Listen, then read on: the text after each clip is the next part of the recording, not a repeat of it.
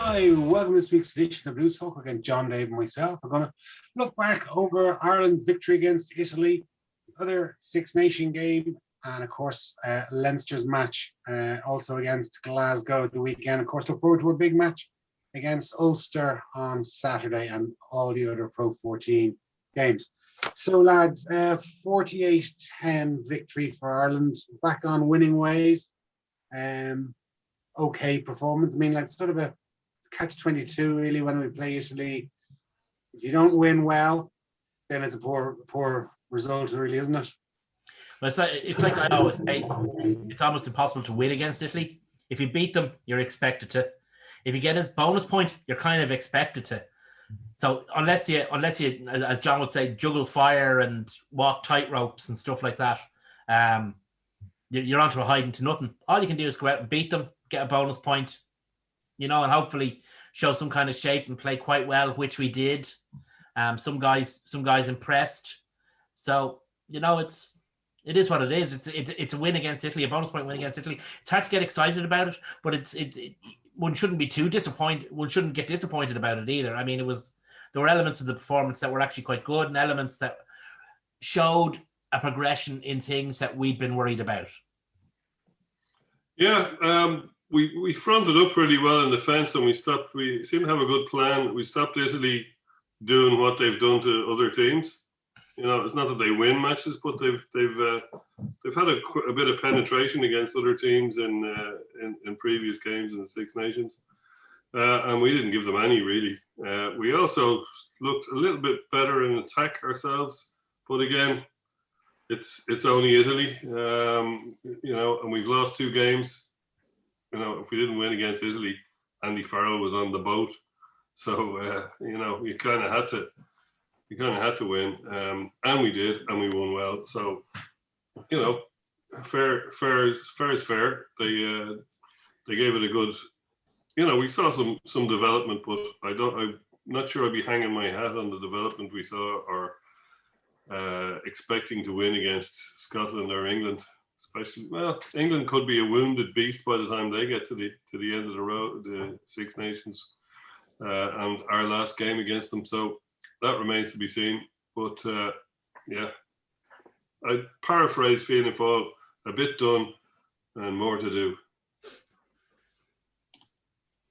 Yeah, well, one thing that I kind of wanted to look at was, say, initially their opening match was against France, and France put 50 points on them, and the winning margin was 40. Then they played England in Twickenham, and England only was a differential of 23. Now, maybe that's more of a reflection on England. We had a 38-point differential, two different than France. France scored 7 tries, England scored 6, we scored 6. So we're kind of like there and thereabouts with the 3 matches played so far. But it's the old perennial. I think you mentioned it last week. Like, they're just refereed off the pitch. Like, in both the previous 2 matches, they conceded 12 penalties, but they conceded 18 and 2 yellow cards in the match against us. And when things start going wrong for them, the referees just ping them and ping them and ping them, and then eventually give the yellow cards, and that's it. And that's game over, because they're already kind of struggling, clinging on by fingertips. And like, I think they kind of get a bit of a hard look all the time. Like, they don't seem to get any good decisions going in their favor. It's always negative ones, or it appears that way. I would say that they haven't had a good decision again in their favor since they beat us that time, when we had the red card. One thing I would say, I mean, it was interesting that you highlighted the games against England and France. It took England and France, quite a bit of time to put Italy away. I mean, they were close for 20, 30, maybe even 40 minutes against maybe France. It was only towards the end of the game that France stepped away, and a lot of France's tries came from Italy's mistakes. We never gave them those opportunities. They didn't. We were far more impressive in putting them away in the first half, certainly, than England and France were. Right. Yeah, I agree with that. And then, like, there was certain, there was a few things that you'd look and you'd say, God, that was great from Ireland. One was Sexton. I thought he was very positive. He was taking the ball really close to the line. Like that try that Earl scored just at the very last minute. You know, he executed that exceptionally well. His kicking was first class. It was 8 from 8. He was getting sideline conversions and long rangers. His conversion of Earls was a real kind of you'd almost say it was showboating, except for he can't really do that with a kick, but the way he faded it in. Yeah, it was lovely. And then even, then sort of we saw Ringrose making a lovely break and getting that offload for Keenan. So there's a genesis of the team kind of starting to bond and to gel together to what we wanted to be, of course. Whereas in the previous 2 matches, like we were quite pedestrian, and hopefully they will just play that way when they come up against a bigger side, rather than showboating, as you said, against Italy. Well, that's it. I mean, hopefully it's indicative of progression, not just a once-off. I mean, another thing kind of positive is there's a lot of guys who have been injured. They might make it for the Six Nations, but they are coming back on stream. I mean, Stockdale returned for Ulster. Balakoon returned for Ulster.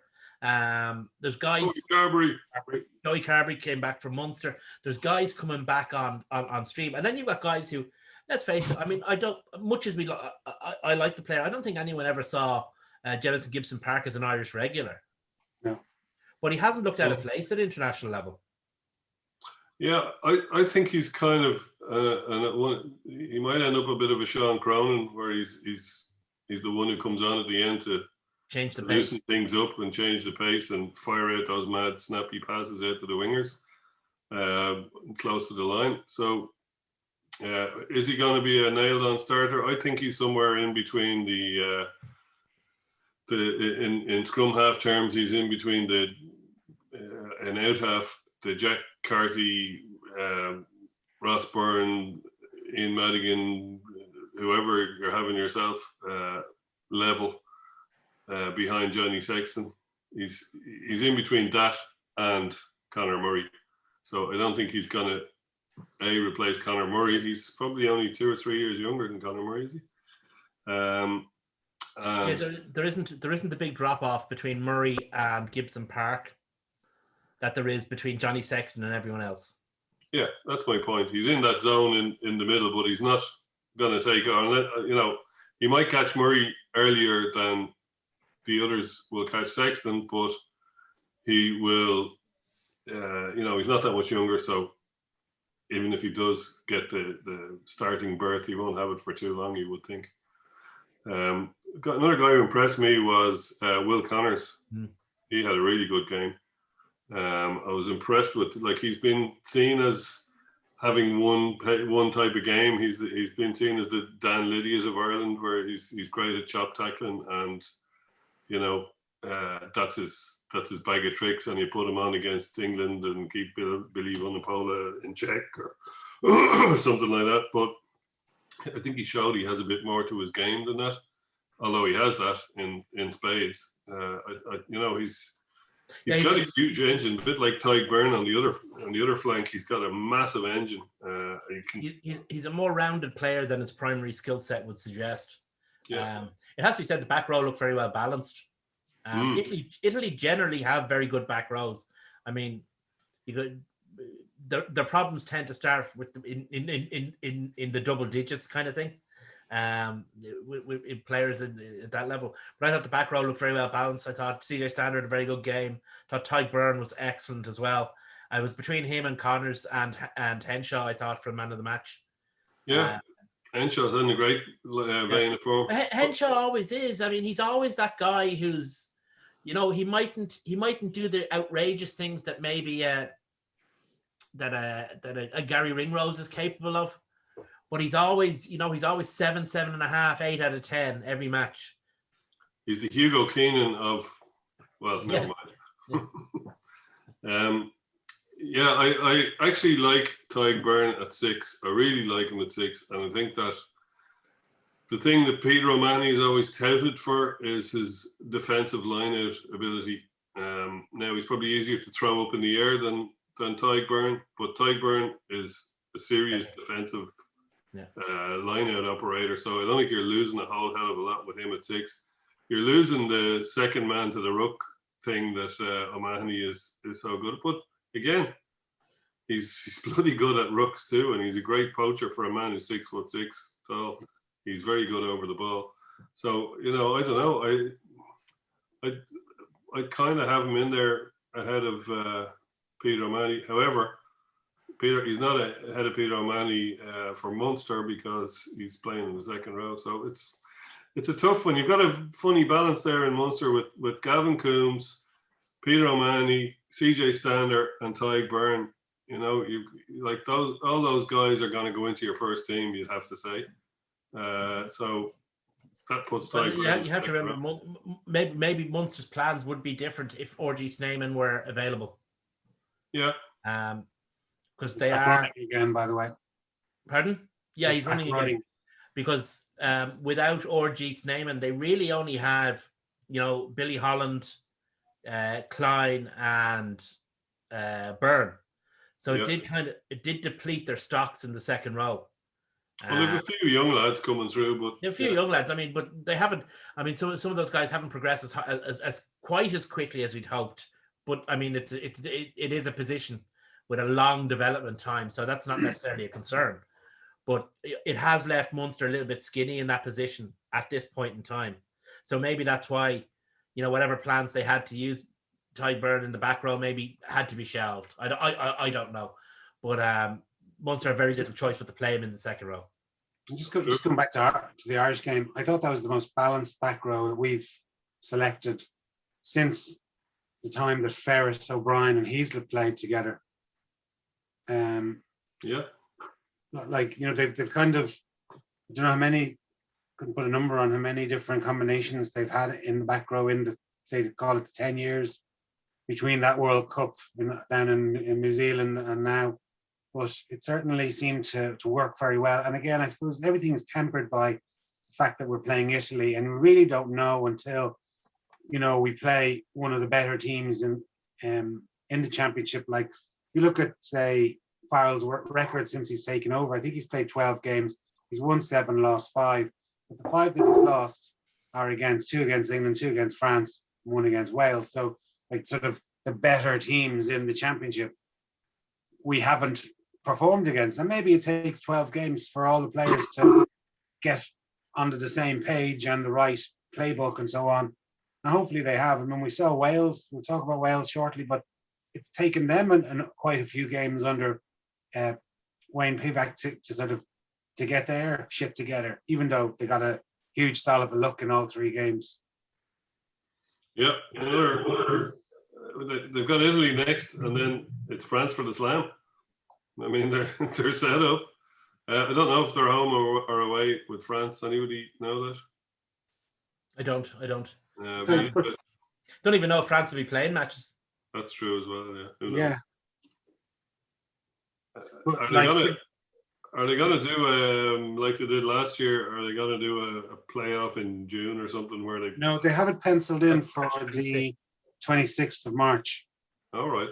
Apparently, they've got buy-in from both the English and French, and presumably Pro 14 clubs that anyone who needs to be released will be released. Well, we've our final on the 26th of March, don't we? Yeah, I don't think there's going to be too many Scottish players involved in this. Not really a concern. Well, not for Scotland, no. Or indeed France. So hopefully that's the only game that needs to be replayed. Yeah.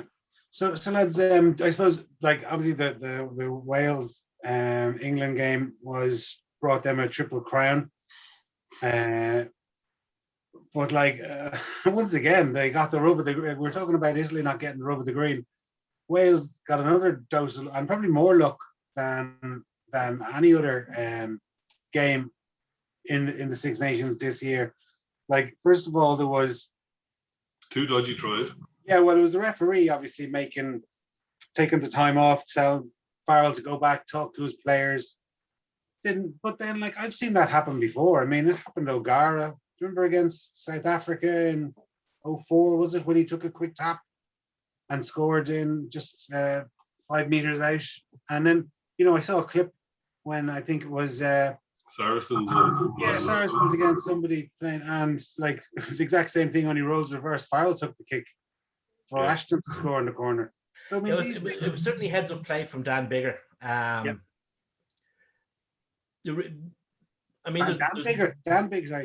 Biggar kind of badgered the referee. Is it time on yet, ref? Is time on yet? And then eventually he was kind of, okay, your time is on, and he knew exactly what he was doing. Kick. I mean, there was nothing contrary to the laws of the game about what happened. Contrary to the spirit of the game, perhaps. Yeah, maybe. The second try is the one that's we're not playing. Like in all due respect, we're not playing Corinthians against. I know, yeah, but it's. I'm just saying, like, if the ref tells a captain to go and talk to his team, then the least he can do is let the team reset after the ref has moved them all out of position. Remember, is there not a law on the statute books that says if it's England, it's cool? No, I'm sure there was. The interesting one for me was the second try, or the knock on, not knock on. Was it a knock on? Yes, it was. No, it wasn't. I think all of us would agree that was definitely a knock on. Yeah. However, a reading of the law books, they introduced a simplified law book in, I think it was 4 years ago. And what it did is it left huge swathes of gray area and vagueness. If you read the law book and look at that try, you will not find anything wrong with it. But we all know it's a knock-on. Yeah, but how many times have we seen, and we can clearly see the ball does not go forward, okay? Goes not in that try, in other situations, but the ball makes contact with the hand and goes down. Yeah. We've nearly seen it forever given as a knock-on. Now, I mean, one way they could just say it, if you're facing your own goal line, right? So your hands are facing toward, and the ball hits you and it goes down. You would imagine that is the ball going backwards. However, if you've got your back to your own goal line and facing the attacking goal line, and the ball hits your hand and goes down, in my view, that's a knock-on, right? Oh yeah, I mean, I don't think there's any question. But what they need to do is they need to add. They say they oversimplified the law book. We've seen a couple of examples there in recent weeks where things that have been previously in the law books and subsequently removed in the goal of reducing complexity have caused big issues. So I think they need to revisit the law book.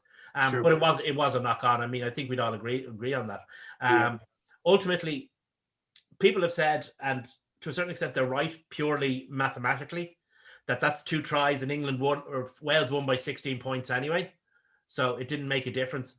But of course it made a difference, because the game itself ebbs and flows depending on whether you're chasing a game, whether you're chasing a lead, protecting a lead, how much of a lead you have, how much of a lead you have to chase. The way you play constantly fluctuates depending on those things. So to say it didn't make a difference in the end is based purely on subtraction and addition. Of course it made a difference. It made a material difference to the game. But on the other hand, England never looked like winning that match, really. No, but they certainly didn't do enough to win it. If you look at how switched on Wales were, like, for example, Liam Williams to follow up and to dive on that ball that went forward, that was, from anybody else that you'd watch it. I'm sure if there was 74,000 people in that stadium, even the most one-eyed Welshman would say that was a knock-on. Even the winger himself, by the look on his face, recognised it was a knock-on. But Liam Williams followed in and dived on that ball when everyone else stopped. Likewise, when we saw Elliot Daly turning his back on a 5-meter penalty when the scrum half tapped and went himself, because he just presumed Wales are going to take the 3 points here. Wales were 100% switched on for that game, whereas England, for whatever reason, might have been a little bit complacent. Like, I mean, at the low levels of rugby that I played, if the captain comes back and starts giving out to you or tells you to, you don't listen to it. I'm sorry, you just don't. If you're the you're the winger and you're marking up, you stay out on your wing and you mark up. You know what he's going to say. Have a word with your players. It's like, I'm not listening to that shite. I'm going to play the game. Like, you know, whereas they all went in under the post to get a swig of water and listen to Andy Farrell or Owen Farrell say, well, the referee says, lads, that we're not to be slowing down the ball. You know what I mean? Why would you want to hear that? I think England did what a lot of teams do. When the ref says have a word, in their heads they hear, ooh, water break. Yeah. And that's what happened. But and another thing, like Owen Farrell was making the point, actually quite politely for him, that the water carriers were still on the pitch. So what? It's not mentioned in the laws anywhere. But sure, we've seen play go on when there's a guy might have pulled a hamstring, let's say, and he's gone down and there's a physio going on. But funny enough, that is mentioned in the laws about players getting treatment, but water carriers aren't mentioned at all. So, but like one thing throughout the game that was, and I think, you know, at the start of the season, I remember thinking maybe the game against England's game against Scotland. I can remember saying to myself, or Itojo seems to be getting penalised a lot more frequently. I always thought, and maybe because I'm looking at it when he's playing against Ireland or playing for Saracens against Leinster, and I want the referee to penalise him, but he always go, how can he possibly be onside? You know, for whether it's charge downs, whether it's coming through on the scrum half or being a disruptive menace. And maybe he is, maybe he isn't, but he's been penalised far more frequently in this year's championship than he has previously been. What I think with Itoje is Itoje plays the game absolutely on the limit, on the edge. His timing when he's playing for Saracens and England is generally spot on. He looks offside a lot of the time because he's absolutely on the limit of onside when he starts. Now, because he's only playing very few games since the summer, he's not getting back onside quick enough. His timing's off. He's just not playing enough rugby. It is. I don't think that the performance of this England team is in any way unconnected. Is unconnected to the situation with Saracens. So you don't subscribe to the conspiracy theory that the referees have been given a Maro Itoje declaration or law interpretation? No, I don't. No, of course not. Or that Rob Howley has orchestrated the whole Six Nations for Wales to win a Grand Slam and him to make a fortune by putting on money in January. No, I don't think so. No. Just two there, just for the crack. I do think that a lot of England players, or not a lot of, but a number of England players who are key to how England play are Saracens players. They're not playing a lot of rugby, and it shows. I mean, Billy Vunipola does not look sharp. Maro Itoje's timing is off. Owen Farrell does not look right. Stuff like that. So not only are those players affected, the units are affected. Yeah, and that's like there's 5 of them in that team. Yeah. From Saracens, and obviously they haven't played a lot of rugby, and that's the spine of the team. Look at the guys. You're 2 in the front row, second row, back row. Your centre. You know, like those guys are the ones who make the decisions, and basically have been the fulcrum for driving England and Saracens to all their recent success. And if those lads aren't playing regular rugby, well, they're obviously going to suffer. Yeah. The only thing is, but that by the time they start getting enough games under their belt, they'll be up against us. Yeah, that's the sad thing. The other game, obviously, Scotland-France. It's been penciled in, as we said, for the 26th of March. But Sevens rugby, lads, I've been warning you. Yeah, but like, it seems that there was a whole litany of cock-ups by French rugby. Coach going off and having a little gander at his son playing for the under 20s or whatever it was. The French players meeting up, going for a few waffles in Rome. And most expensive waffles in history.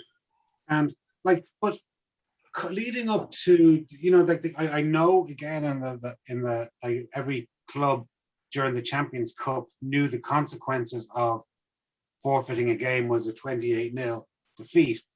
But you'd wonder, like, if all the other unions are taking such drastic measures, you know, and the sort of the whatever about the sacrifice that the players make when they're training or what they're putting it in on the pitch, battering into each other. It's the other sacrifice that they're making throughout the 2 months of the tournament, not seeing wives, girlfriends, family, going to, you know, christenings, weddings, all that kind of stuff that, you know, that everyday life going on. They're making a sacrifice. And then they look around and they see, well, these lads are going off. There's a Welsh guy, like the Welsh guy, for example, who went off for the gender reveal party of some relative of his. Like, he was sanctioned by being dropped from the squad. You know, the French lads go out and have waffles or watch their son playing or meet up with some friends from the sevens, and there's relatively no sanction. Like, it just seems a bit unfair. When you consider how snooty the French were about the whole COVID situation in Britain and Ireland, around the time the Champions Cup was supposed to resume, and indeed the fact that it's not resuming in its originally designed format is down to that French snootiness. I think there's a certain case of you know, humble pie being eaten, humble tart. But it's quite hypocritical as well. And like, we think back to, do you remember the Barbarians were supposed to play England in a friendly match, and then a few lads went out. Okay, they broke the rules, and they knew the rules, and they got sanctioned, and, you know, but it ended up meaning that the game was cancelled. That, like, that's how serious the English union are taking it, you know. And then the French union don't. It's like shrug the shoulders and trash or whatever. I wouldn't mind, You but know, France were shipping 60,000 cases a day at one point. They were way up in the numbers. So I don't know why they're so snooty. I know they're not. Their population is it's only about 3 million less than England, or less than the UK. But, you know, they're not that far behind on cases and deaths and stuff. Obviously, they're doing better than most people are doing better than the UK overall in deaths, etc. But yeah, I don't know where they're getting the notions about their snootiness or perceived snootiness. Look at the roast beef. They are riddled with the disease anyway. Maybe that's it. Yeah. Well, can we just go back and just talk about, like, I'm sure, and I'm not calling for Italy to be chucked out of the Six Nations, but we've played them now. And right, so we've played them. They're pretty much short of their place for the next 4 years with the CVC deal. But, like, we all know, kind of, like I kind of mentioned earlier, the 3 teams that they've played have all put significant victories on them. We scored 6 tries, England scored 6, France scored 7. We're currently 2 points differential. So if you're not winning a Grand Slam, it just doesn't come down to bonus points against Italy. It's coming down to points differential.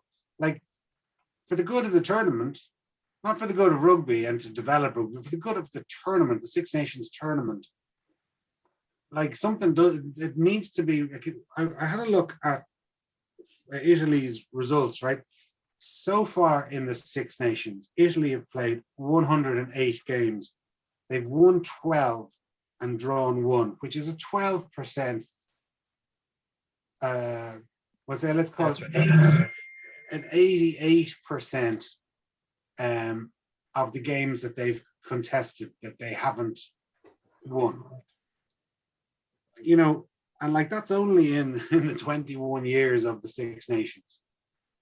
Like, I'm not saying bring in Georgia, because we all know Georgia aren't much better, but, like, they're not putting up a challenge to any other side. And just to correct you, Jay, Georgia, it's not that Georgia aren't much better. Georgia are considerably worse. I mean, fair enough. Well, I mean, okay, but can I just say, and at the end of the day, I mean, we have this conversation regularly, and at the end of the day, there's no solution to it. And nobody has come up with a solution to it. Nobody can think of a solution to it.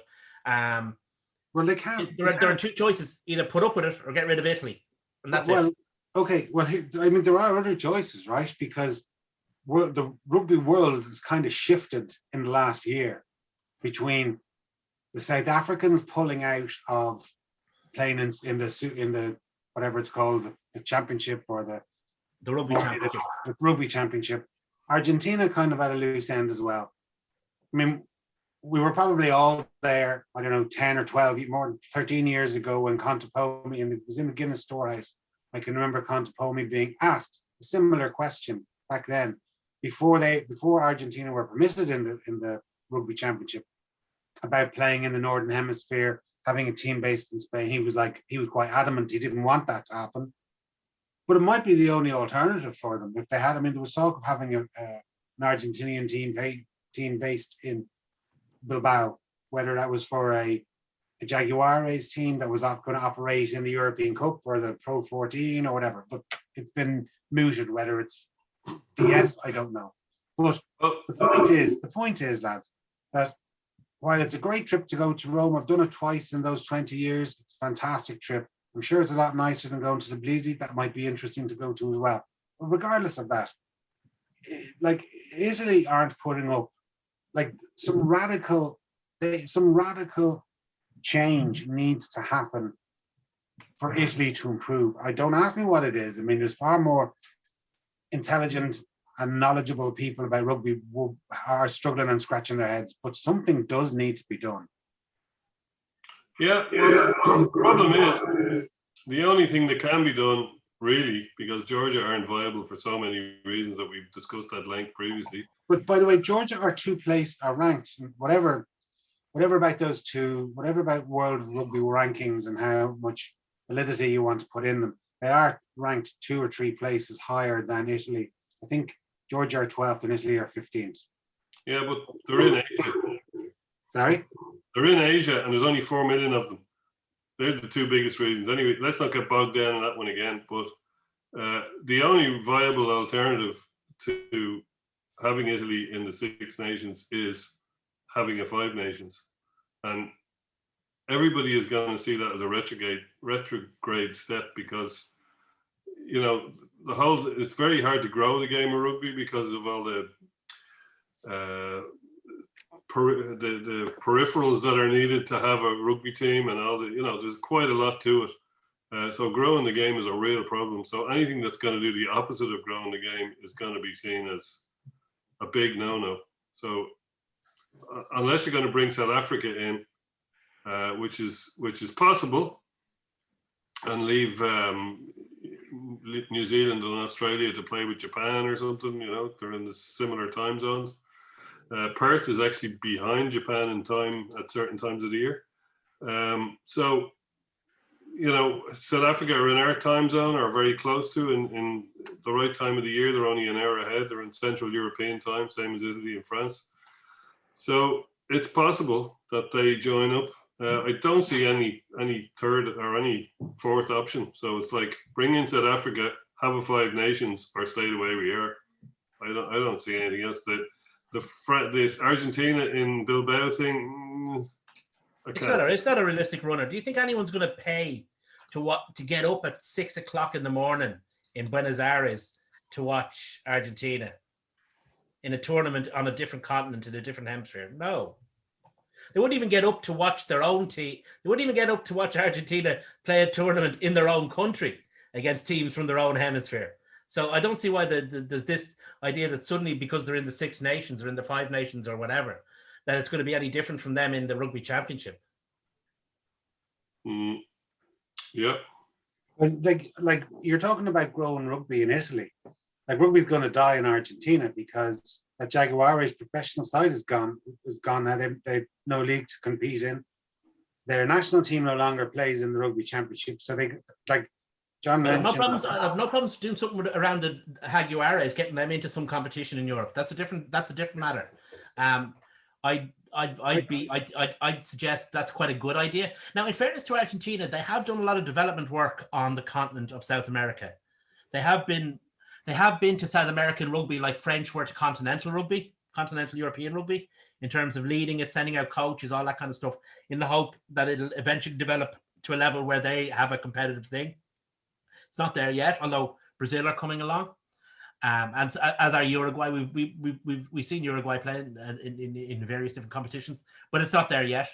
But I'd certainly be in favour of a Jaguares team playing in, the Pro 14 or the top 14 or or some kind of way of including them in the Rainbow Cup, maybe.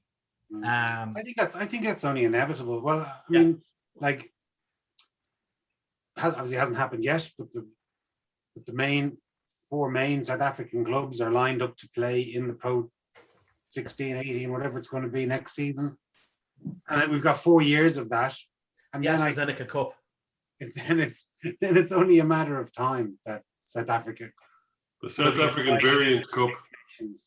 I think that's what's going to happen, because No, I certainly think that South African, the natural place for South African clubs, and maybe even South Africa itself, I do agree, is in Europe, because TV. Argentina, the country, I don't think it works for them. Jaguares, it might do though, in terms of developing the game and providing a development pathway for players. It might work. So I think that would be an idea, all right. But the question, how do you fix Italy? It's very simple. You just throw fucking money at it. It's the only thing you can do. Yeah, unfortunately, the unions don't have money though. World Rugby doesn't have exactly money. Because there's something happening in the Italian player pathway. Because for the last 4 or 5 years, Italy have been very competitive at under 20 level. I mean, they're not winning it, but they're not losing. They're not finishing bottom either. They've been competitive. But those players don't seem to be, the progression pathway doesn't seem to be working for whatever. There's a breakdown there somewhere. Can you imagine how demoralizing it must be to be an Italian rugby player if you play for Treviso or until recently Zebre, where you win far more than you lose. So you lose far more than you win. You go to your national team, you haven't won for 5 or 6 seasons. Just ask Nick Popwell. Well, yeah, exactly. Well, there you go. I mean, and that coincided, even though there was a couple of really good rugby players playing for Ireland at the time, it coincided his career with the worst run of defeats ever. I mean, I think I looked it up there a couple of weeks ago. I think we won 8 and drew 2 in the 10 years of the 90s. And people just lose interest in it. And you're not going to get sponsors. You're not going to get, kids are attracted to success. They just want to emulate their idols. Like if you've got an idol that's hands on his knees behind the post waiting for another conversion to go over, or you're looking at a guy scoring a header or a volley from outside the box, do you know what I mean? That's who you're going to want to be when you're older. Look at, sorry for going off on a slight tangent, but look at all the way you can date Irish men by the soccer teams they support, the English soccer teams they support.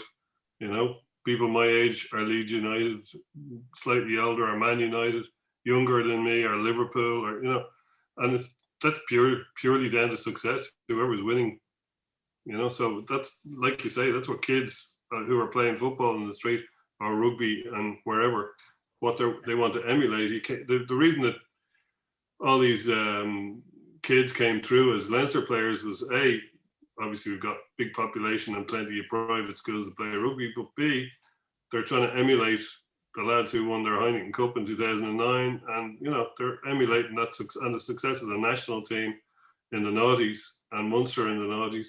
Look at those pictures of Craig Casey. I was just going to say that. Peter Stringer's arms. You know what I mean? We've seen pictures of, was it Andrew Porter holding Leo Cullen's hand as he's walking out as the mascot in the RDS. That's where kids associate. They see their heroes and they can go, that's who I want to be. That's just human nature. And so very hard in Italy when that's not happening. Yeah. The Italian game is, you have to admit, when you consider that it's actually, apart from success, it's actually quite a vibrant game at the club level and stuff like that. You really have to admire the dedication of the volunteers and the amateur players in Italy that keep the game going. When you consider how hard it must be every weekend. Well, how did those guys? Do you remember when you'd go into work of a Monday after Ireland got trashed at the weekend? It's how did Ireland do? Well, they lost. Well, you fucking Egypt. What are you doing watching those guys? That for an Italian rugby fan, it's like that all the time. Yeah. And they still come back for more. In fairness. And could you imagine, like, and there's a guy there and he supports Juventus and is fanatical about, or Roma or whoever, and all he wants to talk about, and you get your 10 minutes at lunch break to talk about rugby, and you're the butt of the joke, like for the entire, so that must be incredibly difficult for their supporters. But like they do, we'll get to the Pro 14 or Pro 12 results now, but like Zebre are starting to get a few results. I mean, they beat, okay, you got to start low, right? You have to start beating the Dragons and then you can progress. But they did have a good win against the Dragons at the weekend. They're up into, I think they're in 4th place in their conference. Nosebleed alert. Like, it was unfortunate that Treviso, I think maybe was it 3 years ago, they had a playoff match or a quarterfinal against Munster and they blew it. But they had that. Imagine if they'd have got that and got a semi-final, like that would have been a big achievement. They just didn't get the result when they needed it. Yeah. Anyway, we're not going to solve the problems, but it's just interesting to raise it. Like, and obviously I'm not calling for Italy to be kicked out. I would just like to see something done to try and improve them. My point. What that is. I think there's a lot of valid stuff there. But I mean, at the end of the day, it's a very tricky one. No, better minds than us have failed, Jay. Yeah. Anyway, boys, so we had Leinster had our first home game for quite some time. We beat Glasgow 40-21. Kind of made a bit of a pig's ear of it after the halftime break. We let them back into it. We were winning. I mean, I thought there was going to be I thought it could be a hockey score at one stage, but it was. We started off so well. We scored a couple of tries in the opening 5-10 minutes, and then we went to sleep. It all went Pete Tong. I think what didn't help is the fact that it was a relatively inexperienced team, and when Leinster were at their peak, or when Leinster are at their peak, if the opposition suffer some kind of reversal or misfortune, Leinster put the boot in. Right at the weekend, Glasgow had a bit of misfortune. Well, not misfortune. The guy got sent off, but the boot didn't go in. The boot that we took the foot off the throat a bit. I think we got a bit complacent. Guys who you wouldn't expect it of started falling off tackles. I saw Josh Murphy miss a tackle. I mean, that's Our tackling was soft for the whole game, though.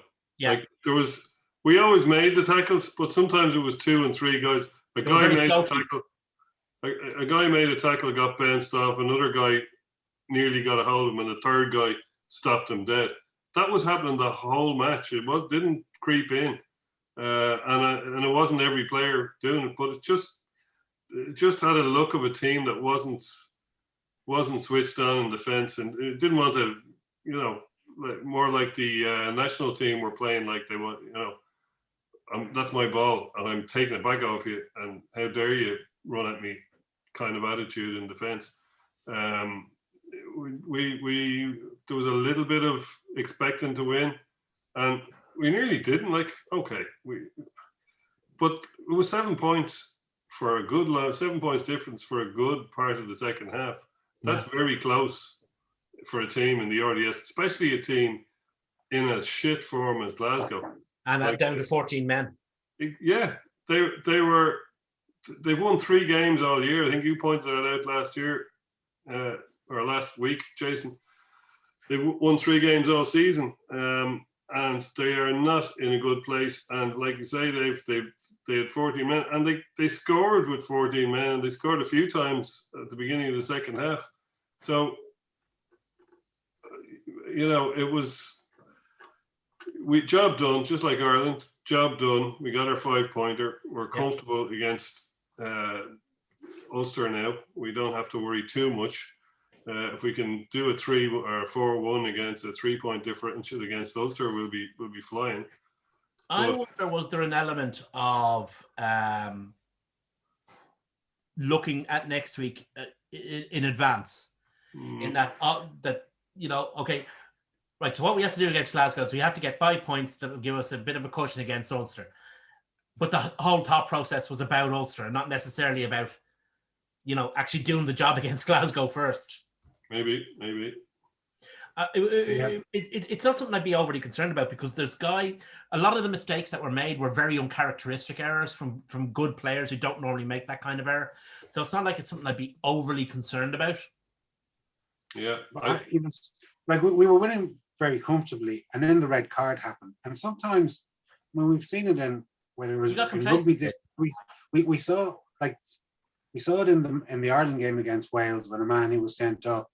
Sometimes it can act as a galvanizing, even though it's very difficult to play with 14, but it can kind of act as a galvanizing tool. We've seen it in other sports, whether it's GA or football, that when fellas are sent off, teams react and they can kind of use it as a rallying cry. And maybe that's what Glasgow did, because they did come back. And then, they were only 7. They managed to claw back to within 7, and and then we scored 2 tries in the final 10 minutes to exaggerate the score to make it 40-21. I wouldn't really say it was that close, but we did. Like I was interesting to note that Robin McBride was very. Tell you what, I wouldn't want to cross that man. He was very harsh about, and he didn't name the player, but I'm sure the player knew who he was talking about. He pretty much said, we can't have fellas falling off tackles because they won't be here much longer if they continue doing that. I was wondering, I wonder who it was. I wonder who he was specifically calling out.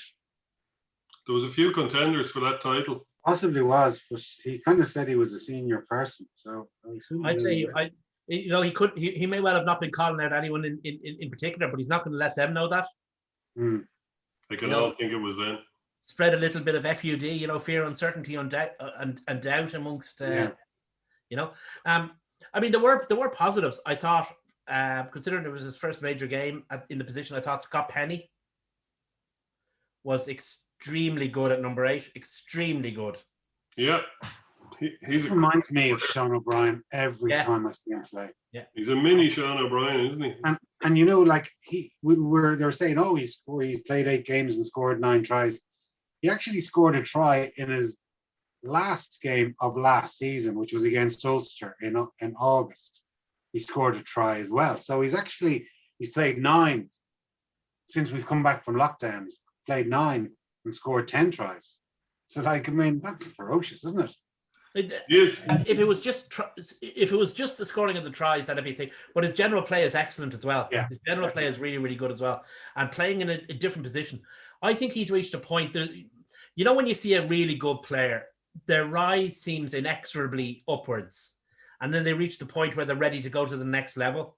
I think he may have reached that point now where he's ready for the next level. The next level is to become a Heineken Cup player, which he hasn't been yet. He seems to have an unstoppable momentum. I just think that it's a bit like a 6'5" lock. A 6 foot back rower is just slightly too small for international rugby, perhaps. Now, the guy punches above his weight and above his height. He's a serious tackler. He gets really stuck in. But yeah, there's a big obsession with how long ago was that? There's a big obsession with size in the modern game, as you're no doubt aware. Stephen Armitage is a great player, in fairness. But I'm not saying he's not going to be an international. I reckon he's destined to be an international. Whether he'll be a nailed-on international, I don't know. We'll see. Ireland, the back row in Ireland is a hard place to make a name. At this stage, he has to break into European rugby. Yeah. That's what he has to do before we even talk about international, because he's in the Leinster back row, and his nominal best position is the toughest position to be in, which is obviously open side. So I'd say he was actually very glad of the opportunity to demonstrate he had that other string to his bow by playing at number 8. Well, he's definitely going to be too short to be an 8. 7, fine. 8, they're all 6'4", and Anthony Foley.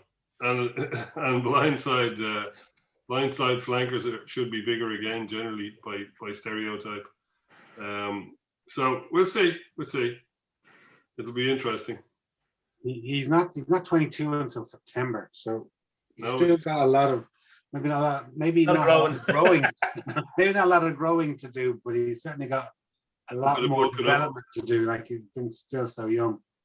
Okay, so I guess our big rival for our conference is Ulster. They beat the Ospreys 21-7, but thankfully they didn't get their bonus point, and they had a hell of a team out. I mean, there's some pretty big names: Marty Moore, Geordie Murphy, Treadwell, Cooney, Madigan, Stockwell, McCluskey, Larry playing for them. They even had a good bench. They had Eric O'Sullivan, Balakoon was back, and Alvin Matheson. So they had a lot of experience in their team. They just couldn't get that fourth try. And they're going to have it all again next Friday or next Saturday with a day extra's rest. And they're playing at home. The home thing doesn't make such a big difference. But basically, the numbers say if we can go there, come out with a losing bonus point, stop them getting a winning bonus point, all we've got to do in our last two games is win. We don't need any fancy stuff.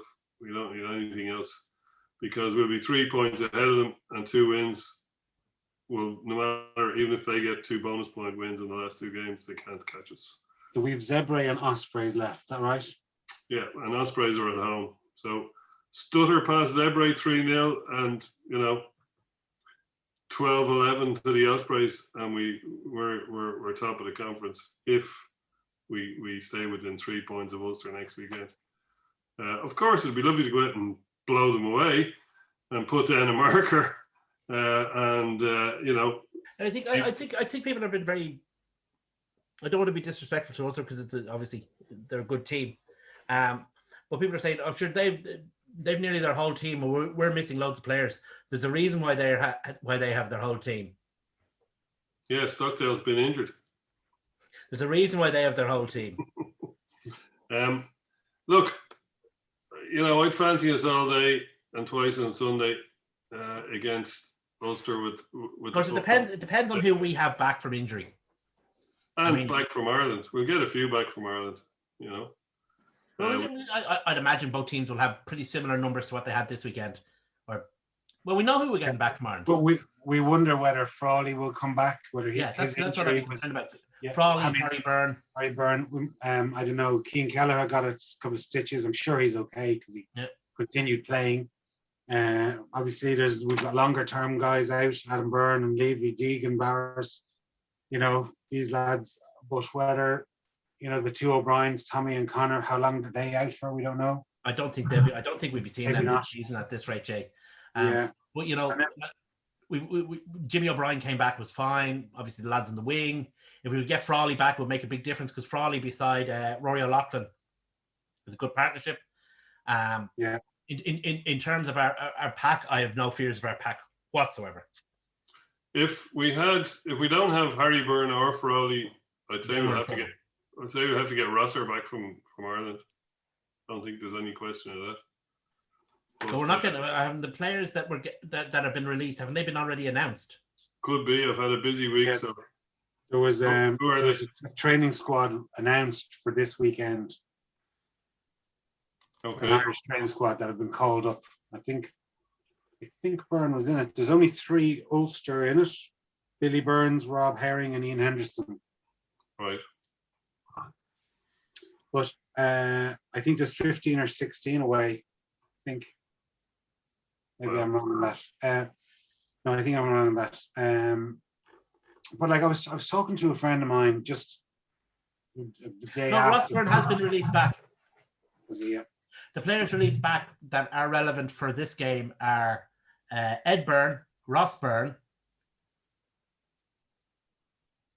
Stuart McCluskey, Tom O'Toole, Rhys Ruddock, and Josh. Okay. Well, that'll be a back row. We've no problem in the back row anyway, but we've definitely got no problem in the back row now. I'm more worried about the backs because we've so many injuries in the backs. And the reason I was talking to a friend of mine the other day, just after watching Frawley mean, it was almost looked like he was in tears. And we were saying, like, we don't really, we just think that they're kind of robots. And, Asher, like, your body gets injured, you'd be okay. It could take a week, it could take a month, it could take a year, but you'll come back. But you just see how much it meant to him because he had his chance, He obviously knows that, say, the Irish incumbent is ahead of him. And they've played Ross Byrne 12 a few times. And he just saw this as his opportunity and his body let him down. And it was heartbreaking. I'd say you're entirely right there, Jay. I'd say at the beginning of the season, like every player maps out their goals for the season or maps out, what they want to achieve. And he would have looked at the periods of time where Robbie Henshaw, Gary Ringrose are away, and said, right, those are my opportunities. And he's missed a lot of them because of injury. I mean, it's not just last week just gone. I mean, he has been injured this season, and a lot of the opportunities he would have seen because he was on a steady upward curve in how things were going. And then, since the end of November, he's been very unfortunate with injury and missed a lot of the opportunities that he himself would have been targeting. So I'd say he's immensely frustrated. Yeah, but you saw it; the emotion came out on his face, and it sort of it brings it home to you, like how it's important to us. We're the fellas that pay a few $100 every year to go and watch them, but actually does mean a lot to the players. You can see. Oh yeah, I mean, and it drove it home to me anyway. Absolutely, no, I agree with you entirely. Yeah, just looking at some of the other results, Connacht had a good victory. I mean, they should really be putting Benetton away, but they left it to the very last minute. Bundy Aki driving over, fantastic try from under his own post, beating lots of defenders. It's Bundy. It's the Bundy story. Bundy of the Rovers. Bundy of the Rovers. I mean, it really is. I mean, Connacht, since he's joined, has been Bundy of the Rovers. Like, yeah, it's great stuff. I love that guy. Mm. Except when he's playing us. Yeah. Munster put away Cardiff John's second team. Joey Carberry back, which is great to see. Great to see Joey back. I saw there Cardiff have decided to drop the Blues. How do you feel about that, John? Yeah, I'm really concerned. Really, stop. They've alienated all the other people in their region. I think Pontypridd will be both happy and sad. I wonder will places like Pontypridd be allowed to join up with the Ospreys or the Dragons, or what's going to happen? In the press release, they're quite determined to make the point that they're still going to fulfill their regional responsibilities. Was it they're a club with a regional responsibility? That's the way they put it. So in other words, hands off Ospreys.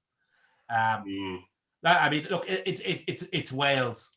The politics of Welsh rugby make the Roman Forum look like a child's tea party. They get hung up on stuff in Wales. They get hung up on the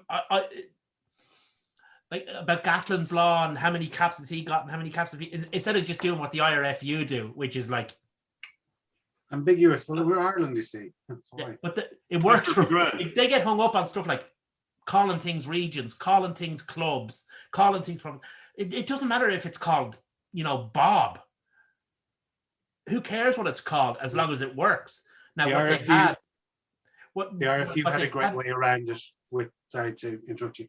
The RFU had a great way when sort of the provincial teams started to develop as clubs, but no one really wanted to call them clubs because they didn't want to stand on the toes of the clubs.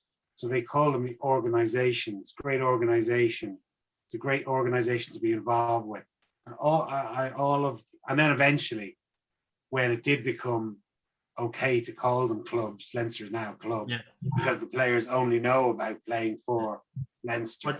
But the other good one is provincial club. It's great to play. I mean, you're always looking to play for your provincial club. Exactly. I mean, what does it matter? If Cardiff want to be a club, let them be a club. If Ospreys want to be a region, let them be a region. If Newport want to be the home of Goldie Looking Chain, let them be the home of Goldie Looking Chain. It doesn't really matter what it is, as long as it works. The problem is that a lot of the time in Wales, it kind of hasn't. So they have to. It doesn't matter what they call themselves because it's not really working, except for the Ospreys and maybe Clonethley. I was listening to Sean Holly talk about it, and he was Guinness have a Pro 14 podcast with Sean Holly, and they had another journalist on, another Welsh journalist, but he was saying that apparently they've done lots of market research into it, and they get very few supporters from the non-Cardiff area. So they want to keep the ones that are supporting them happy, and they're not too concerned because they know they've had almost, I think it's 18 years of being the Cardiff Blues, and they have got very little traction in those areas that John mentioned, Pontypridd. None at all. None at all. So they've just jettisoned them essentially and said, well, we look after your as a region, as Leinster Rugby or Leinster branch, the equivalent of the Leinster branch, we'd administer your clubs, but if you don't want to support the Cardiff rugby team, then that's okay. Yeah. Cardiff is about 500,000 people, and the whole of Wales is only, North Wales is 1 million people, and they don't count. So the whole of South Wales, they don't count from a rugby perspective, is what I mean. And the whole of South Wales is 2 million people, and a quarter of them live in Cardiff. So, they'll be able to make enough, sell enough jerseys in Cardiff by doing what they're doing. So, yeah, let them at it. Anyway, let's not get too sidetracked with Cardiff. Anyway, Munster beat them. John's probably saving all his good stuff for when he goes on to his Cardiff podcast. The other Blues talk. The other Blues talk. We have to get rid of that name, John, won't you? We'll have to call it Rugby Talk. Well, Scarlets had a good away win up in Edinburgh. Edinburgh just gone from bad to worse. And the other result was, I mentioned briefly, was Zebre beating the Dragons. So Zebre up into fourth in our league. But however, Glasgow do have a game in hand of them, and I think they play Glasgow next weekend. Our Glasgow, there were 2 games cancelled on the 13th of February. It's Glasgow and Edinburgh against Dragons and one of the Italian clubs, I think. Are they going to be able to play those? Or maybe are they going to play them the week in the final? Or because when else are they going to play them? Does it matter? No, but be interested to know. I'm sure maybe they play them around the time of the final. Why not? So they can play them March 26th as a warm-up for the France-Scotland game. Who knows? Just one thing, lads, I wanted to talk about here very briefly before we go was, we didn't get to him last week, was just Gary Halpin passing. I'd say maybe some of our older people that watched might remember him playing for Leinster. He was in Wanderers when I played for them. He was a gas man, and it was just very sad. He's only 55. It was very sad to see him pass away so young. Yeah, it is. An Irish international as well. Seemed like a good man for the laugh, all right, from what I've heard of him. I didn't know him personally, but yeah, sad to see any man at 55 go, much less a fit, or at least very sporting man in his day, was obviously had a level of fitness that would have stood him into later life. But yeah, very sad. Yeah. Young people won't remember this. Young people won't remember this, but there was a time in the world when not all information was instantaneously spread all over the world. So when the World Cup started, it was really the only time, or the first time, you got to see teams like South Africa, Australia, New Zealand. You never saw them because you didn't see Super Rugby. You didn't see the Rugby Championship. It didn't even exist at the time. So for 10 brief minutes at the start of Ireland versus New Zealand in the 1995 World Cup, Gary Halpin gave us hope that we were going to win that World Cup. And then the inevitability of that New Zealand team, that amazing New Zealand team with Jonah Lomu, came to pass upon us. But for 10 minutes, Gary Halpin made us the best team in the world. And for that alone, And for that he's a alone, legend. Yeah, absolutely. Anyway, boys, as ever, thanks very much for watching. Thanks very much, John and Dave, for joining us and for watching. If you are following us on Facebook, Twitter, or YouTube, please give us a like and a thumbs up. Cheers.